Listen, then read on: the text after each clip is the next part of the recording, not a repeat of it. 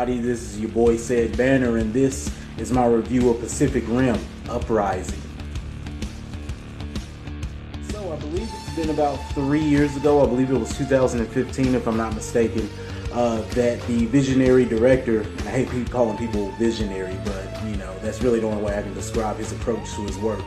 But the visionary director Guillermo del Toro brought us Pacific Rim, which was very by critics and by viewers all the same. It was sort of a, I guess you would say, cross between Transformers, Power Rangers, and Godzilla. Very cool mix, and of course with Del Toro's visual styling, it really just made it something that we really hadn't seen executed so flawlessly. Everybody knew that we were going to end up getting a sequel. Well, here we are, and we have Pacific Rim Uprising. I will say that I, being sort of a fan of Del Toro, I'm not a huge fan, but sort of a fan of his visuals and his films, was a little disappointed to find out that he was not directing the second album, or the second installment in the franchise. He is on board as a producer, and I will go ahead and say that you can see some of his influence throughout the film.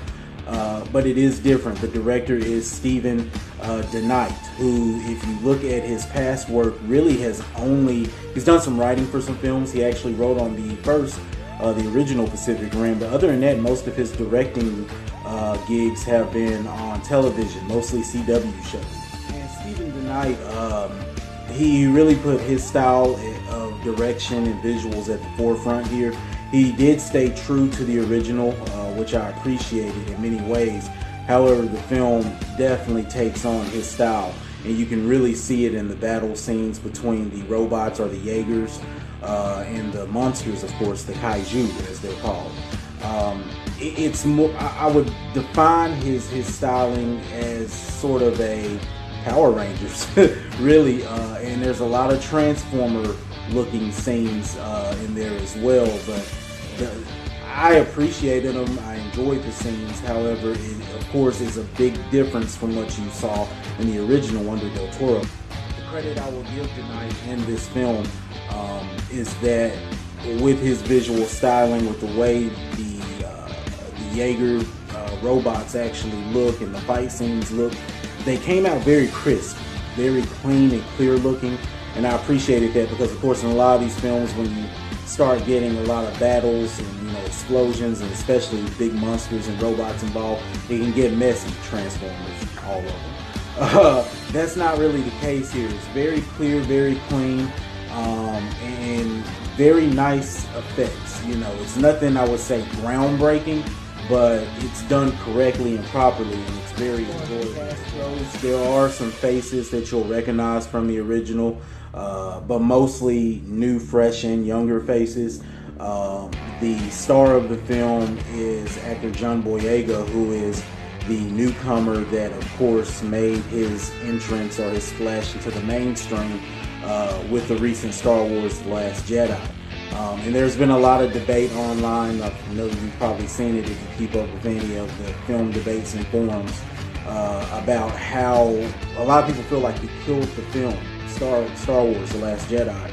A lot of people claim that he's too bland and just didn't really bring any excitement or depth to the characters or films that he's in. And honestly, after seeing The Last Jedi, although I love the film, I had to agree. He was very bland. So to his credit, in this film, in Pacific Rim Uprising, there's a lot more depth to him, and I appreciated that. He was a little more enjoyable. I won't say he was fun to watch, but he was a little more enjoyable. He wasn't so, bland and just straight to the point. He felt and looked more human in his act. He plays the son of Pentecost, who was played by Idris Elba in the first one. And he, of course, is his son. This is about 10 years after the original, when the kaiju originally attacked. And he's brought back into the fold to fight as a Jaeger cop. As deep as the plot gets, as far as character development, interaction, of course, the star of the film, and really the whole point of the film, is to see battle between the Jaeger robots and the kaiju monsters, and that's what you get. What you expect to see is what you're going to see for the most part. Also, as far as casting, Charlie O'Day reprises his role as the crazy and kind of comedic relief doctor.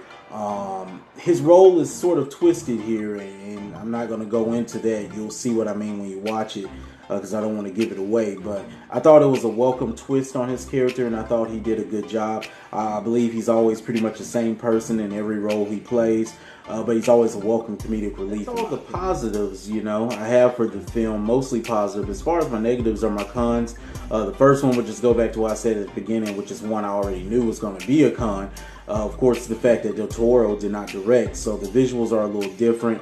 And not that I did not enjoy these new visuals and the new style of the night, but being that, you know, I became a fan of the first film and most viewers did, you go back and watch the sequel and it's completely different. That can kind of throw you off. But like I said, it's not bad, it's just different. That's all. It will be what's probably expected in most big action blockbusters. And that, of course, is a lot of lines that are meant to be comedic or meant to be witty, kind of falling flat, a little corny, you know, here and there, but nothing that kills the film. Just, you know, some things that you'll kind of smirk at and think, you know, that wasn't really funny, but those moments will pass over. That really covers my cons, so, you know, the positives definitely outweigh the negatives. So my rating for Pacific Rim Uprising is better than it should be. And that's a good thing. Like I said, this film really had a lot working against it because of how it was made and some changes that were made with the production and development, but I feel, my opinion is that it worked out, and it is what it should be. It's a nice appetizer for the summer movie season coming up now. So that concludes this review. My next review will be for whatever I see next. I'll probably see one or two more before, of course, the big boy comes out, Infinity Wars. We got about a month now. So I'll review a couple more films, and then we'll have the Infinity War review. So, until my next review,